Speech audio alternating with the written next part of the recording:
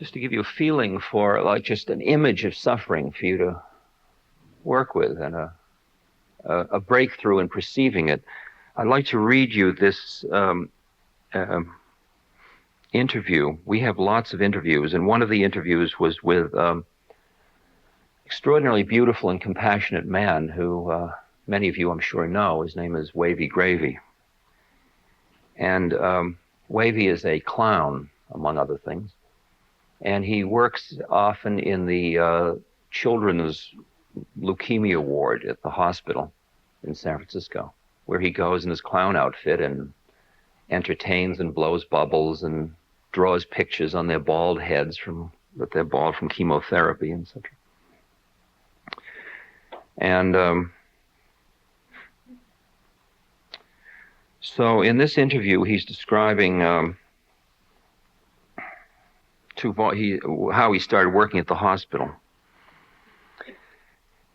And he said, when I was starting out, I was making the rounds one day, the Children's Hospital in Oakland. He usually would go around with his clown outfit, and he went around with his red nose, and this is it. He's given it to me, so now I have it. Okay. I should really read this with that nose in mind. Okay. I was making the rounds one day at the Children's Hospital in Oakland. The shade was pulled on this one room so I couldn't see, but I peeked in the door. It was a room with a badly burned child in it. They had badly burned children in them. They had them in chrome cribs with walls on the side so they couldn't crawl out or fall out if it got too terrible in there. There was this little black kid in one of them. He was horribly burned. He looked like burnt toast. Pieces of his face weren't there. Pieces of his ears were missing. You could hardly tell who he was. There was no way of pinning a person to the face, what there was of it. It was just terrible, mind-boggling. My jaw dropped, I gasped, and I came completely unglued.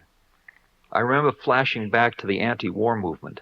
There was a picture of a napalmed kid I used to carry around on a poster to try to wake people up to that. And here he was right in front of me. I was overwhelmed by his predicament. What's it going to be like if he lives? Will he ever play with other kids or just be this science fiction monster the kids will goof on? And I was overwhelmed by my predicament. This guy in a clown suit came in to cheer kids up, falling apart right in front of one of them. So there we were, burnt kid and uptight clown. Quite a sight, and I'm fighting just to stay there, trying to figure out how I'm going to get past my horror. And all of a sudden, this other little kid comes whizzing by,